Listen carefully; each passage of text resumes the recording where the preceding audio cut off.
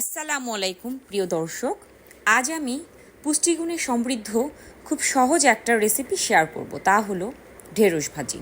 আমাদের দেশে আশেপাশে অনেকেই স্টিকি হওয়ার কারণে ঢেঁড়স ভাজি পছন্দ করে না, কিন্তু আজ আমি কিছু টিপস শেয়ার করব যেগুলো করলে ছোট বড় সবাই চেটেপুটে খাবে।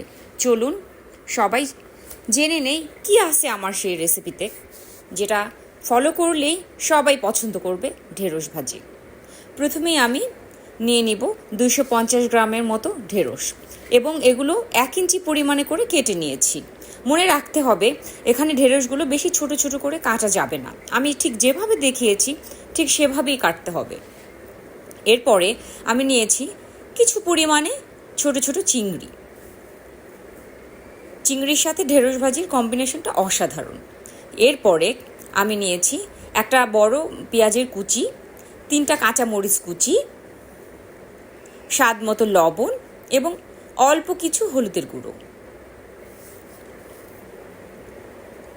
এরপরে আমি প্যান বসিয়ে তাতে কিছুটা তেল দিয়ে দিলাম।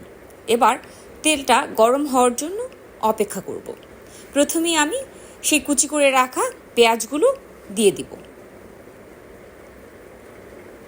একটা স্প্যাচুলা দিয়ে পেঁয়াজটাকে নেড়ে চেড়ে দিব।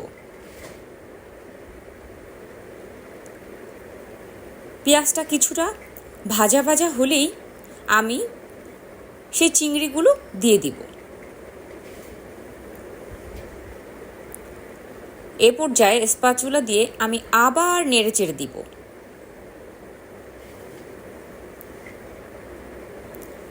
চিংড়িগুলো কিছুটা ব্রাউন হলে আমি আমার সেই ঢেঁড়সের টুকরোগুলো দিয়ে দিব। এখানে কিন্তু অবশ্যই লো মিডিয়াম হিটে রান্না করতে হবে, হিট বেশি বাড়ানো যাবে না। এবারে আমি উপর দিয়ে স্বাদ মতো লবণ এবং অল্প কিছু হলুদের গুঁড়ো ছিটিয়ে দিব। বেশি নাড়াচাড়া করা যাবে না। এবারে সেই কাঁচামরিচ কুচিগুলো উপর দিয়ে ছিটিয়ে দিব।